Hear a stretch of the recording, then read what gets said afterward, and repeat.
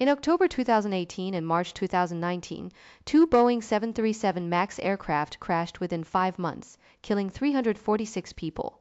The fleet was grounded worldwide for 20 months. At the center of both accidents was a software system called MCAS, the Maneuvering Characteristics Augmentation System. It was designed to compensate for a hardware change, larger engines that altered the plane's aerodynamics. But MCAS relied on a single angle of attack sensor. When that sensor failed, the system pushed the nose down repeatedly, and pilots could not stop it. The crashes were not just a software bug. They were the result of a chain of flawed assumptions about certification, about pilot training, and about how systems behave in the real world.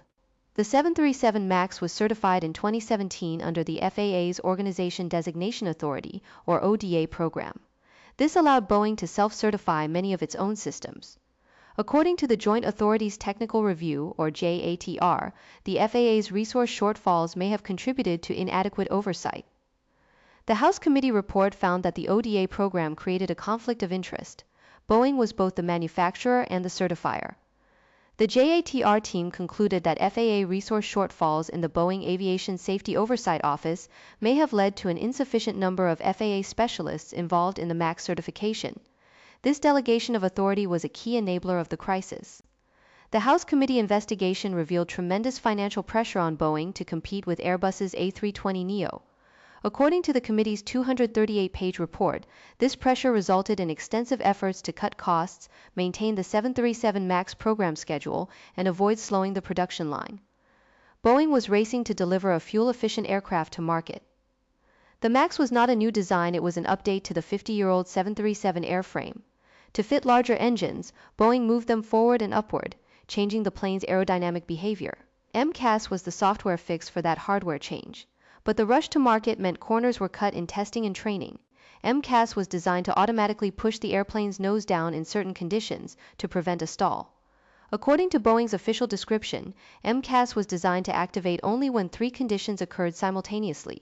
The pilot was flying manually, the flaps were up, and the angle of attack was high. But in both accidents, a single faulty sensor provided a false high angle of attack reading. MCAS activated repeatedly, pushing the nose down even when the aircraft was not stalling. The system could reactivate after the pilot pulled up, creating a cycle that overwhelmed the crew. The House Committee found that Boeing made fundamentally faulty assumptions about MCAS, including reliance on a single sensor. Pilots were not trained on MCAS. According to the NTSB, they were not informed of its existence in flight manuals. The NTSB's safety recommendation report stated that Boeing and the FAA assumed pilots would respond in certain ways, but the real-world experience was different.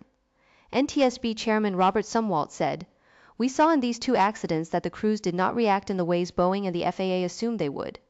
The NTSB found a gap between the assumptions used to certify the MAX and the real-world experiences of crews who were faced with multiple alarms and alerts simultaneously.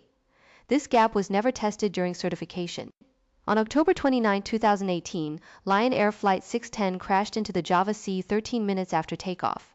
The aircraft, a 737 MAX 8, experienced repeated MCAS activations due to a faulty angle of attack sensor. The pilots struggled to control the plane as the system pushed the nose down more than 20 times. According to the NTSB, the crew was not aware of MCAS and had no training to handle the scenario. The crash killed all 189 people on board. The investigation by Indonesia's KNKT, with support from the NTSB, revealed that the sensor had been repaired improperly and that the airline's maintenance and training were inadequate. But the root cause was the design of MCAS itself. On March 10, 2019, Ethiopian Airlines Flight 302 crashed 6 minutes after takeoff, killing all 157 people on board. The pattern was similar, a faulty angle of attack sensor triggered MCAS, and the pilots could not regain control. This time, the sensor was not the same one that failed on Lion Air, it was a different sensor on a different aircraft, but the system's vulnerability was the same. The NTSB noted that the crew followed the procedures they had been given, but those procedures were insufficient. The crash led to the worldwide grounding of the 737 MAX fleet 3 days later. The FAA issued an emergency grounding order on March 13, 2019. On September 26, 2019, the NTSB issued 7 safety recommendations to the FAA. The recommendations focused on the gap between certification assumptions and real-world pilot response. The NTSB urged certifiers to test for real-world chaos, including multiple alarms and alerts. According to the NTSB report, FAA guidance allowed assumptions to be made without clear direction about considering multiple flight deck alerts. The NTSB also recommended that Boeing redesign MCAS to use multiple sensors and that pilots be trained on the system. These recommendations were based on the ongoing investigations of both crashes. The NTSB's report highlighted that the scenario encountered by pilots was never tested during certification. In October 2019, an international team of civil aviation regulatory authorities from 10 countries submitted a 71-page technical review of the 737 MAX flight control system to the FAA. The Joint Authorities Technical Review, or JATR, included an in-depth analysis of the certification process, human factors in pilot response, and the design of MCAS. The JATR team concluded that FAA resource shortfalls may have contributed to inadequate oversight. The report was critical of the FAA's Organization Designation Authority program, under which Boeing was granted designee authority.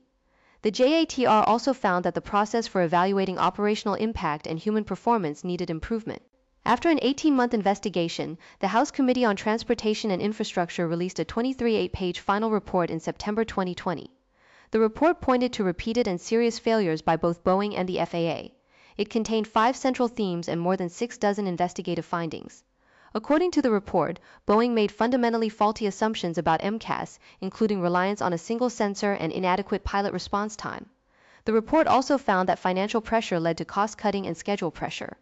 The committee concluded that the FAA's oversight was inadequate and that the ODA program allowed Boeing to self-certify without sufficient checks. The report called for significant reforms. The 737 MAX was grounded for 20 months. The FAA lifted the grounding order on November 18, 2020, after Boeing implemented software updates, training changes, and wiring modifications.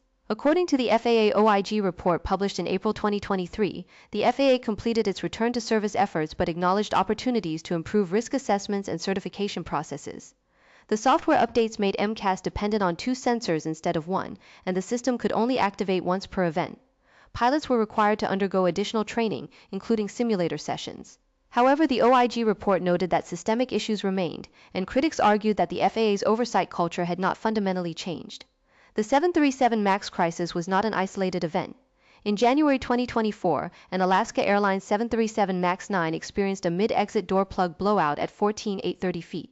The NTSB investigation found that Boeing's inadequate training, guidance, and oversight led to the incident.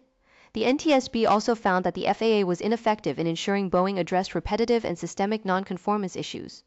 According to the NTSB, Boeing's voluntary safety management system was inadequate and lacked formal FAA oversight. The NTSB chairwoman stated that the safety deficiencies should have been evident and preventable.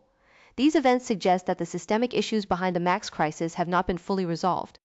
The 737 MAX crisis offers a case study in systemic failure. It began with a hardware change that required a software patch. That patch relied on a single sensor and assumed pilots could respond within seconds to an unexpected nose-down command. The certification process delegated authority to the manufacturer, and financial pressure accelerated the schedule. The result was a design that failed in the real world. The NTSB, JATR, and House Committee all identified gaps in assumptions, oversight, and training. The return to service addressed some symptoms, but the underlying issues, certification reform, safety culture, and the danger of assuming perfect human response, remain challenges for the entire aviation industry. The 737 MAX crisis cost 346 lives, billions of dollars, and the trust of the flying public. It exposed how assumptions about sensors, pilots, and oversight can cascade into catastrophe. The aircraft has returned to service, but the questions remain. Has the certification process truly changed? Is the FAA equipped to oversee a manufacturer that once certified itself? And will the next software patch be tested for the chaos of the real world? The answers are still unfolding, but the lesson is clear: in complex systems, every assumption must be tested, because the cost of being wrong is measured in lives.